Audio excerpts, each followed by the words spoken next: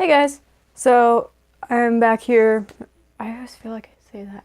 Hey guys, it's me again. Hello. So I mentioned in my last video, the video about Hello Counselor, that I was going to talk about the weird, unexpected stuff of coming back that no one talks about, and that's what I'm here to do today. I'm going to tell you about reverse culture shock. Yay. Of course, a lot of people don't really know what it is, and the name doesn't give away all of what it is either. So of course you go abroad, you think the new culture does stuff weird, ooh, you have culture shock. But people don't expect that when you come back.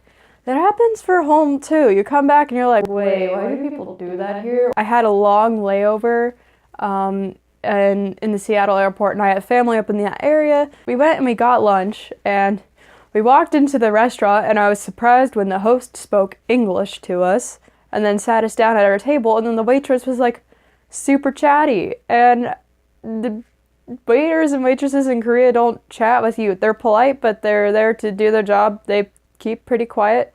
If you need something, you press a button on the table or just raise your hand and go, "저기요," and they come help you. But here, you have a waiter coming around every 10 minutes, like refilling your water, asking how your food is, asking if you want your check, like all that sort of stuff. And so that was really weird.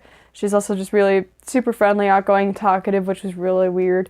I was expecting the white American host to speak Korean to my white American family, which, yeah, seemed weird to me, which it shouldn't, but it did.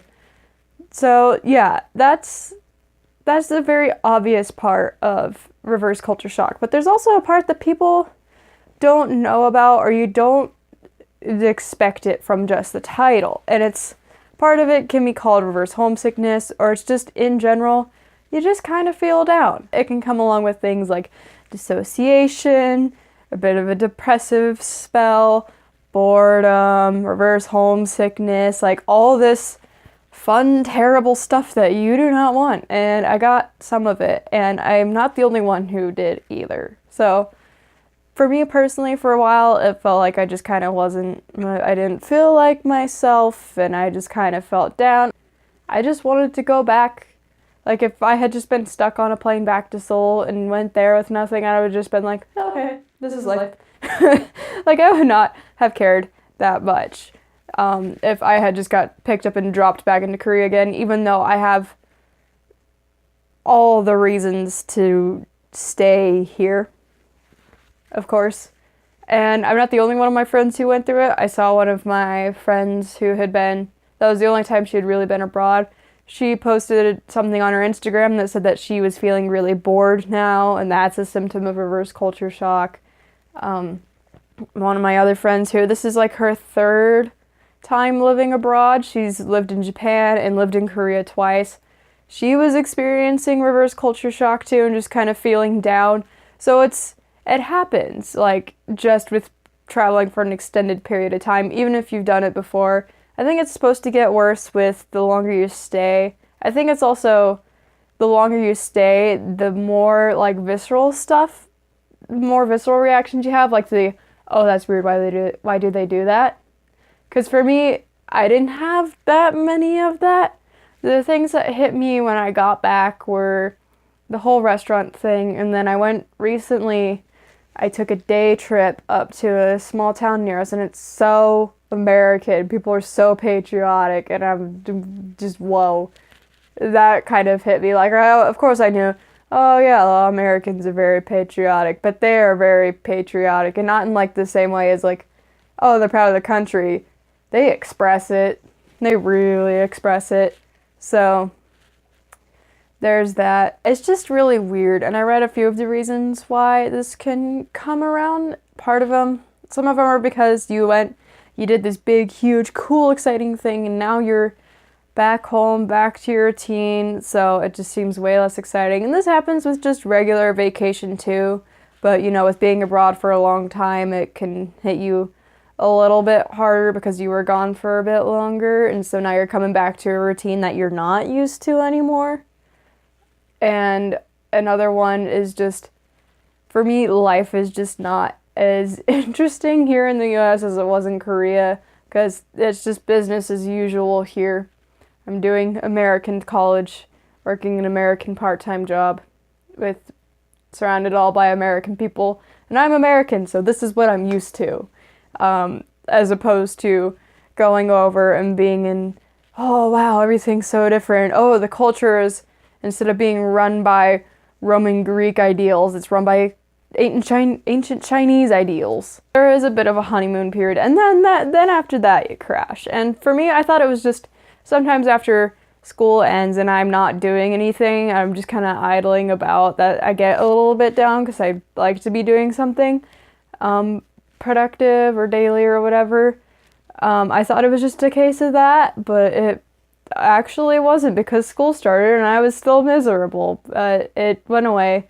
It's gone away now. I've gotten used to this again. I've accepted that, oh yeah, I'm not going back to Korea for a very long time because I have other stuff to do.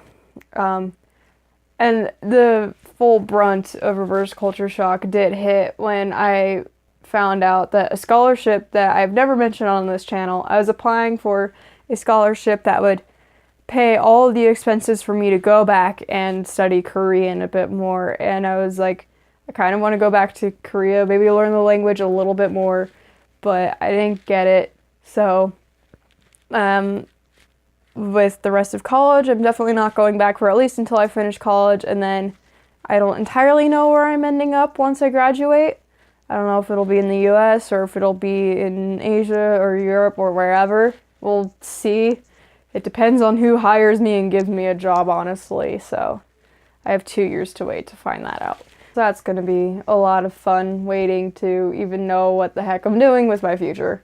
That's reverse culture shock. I hope I kind of explained it for you guys out there. A lot of the advice for getting over it, I saw as just find a way to stay connected with the culture, but at the same time I feel like that's kind of hard. Kind of makes you miss it a little bit more, because I am taking a Korean class still this semester, and I'm just sitting in class thinking about all my experiences, the whole class. Like, I'm legit having flashbacks to the good times in the middle of Korean class, and it's a good way to make you very nostalgic and sometimes a little bit down.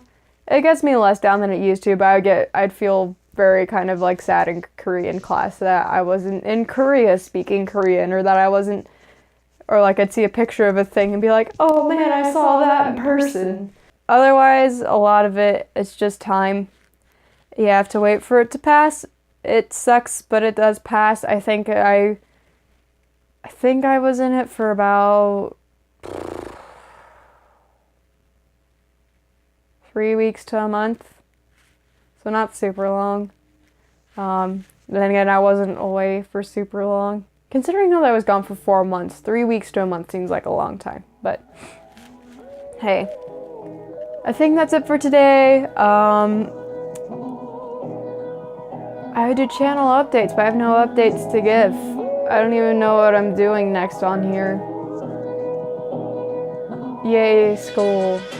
See ya.